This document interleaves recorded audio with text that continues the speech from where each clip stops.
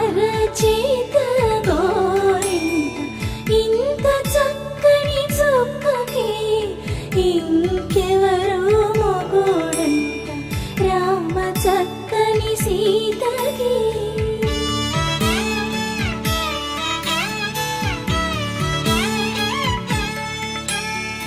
ఉడతవి పునవేలు విడిచిన పుడమియల్లుడు రాముడే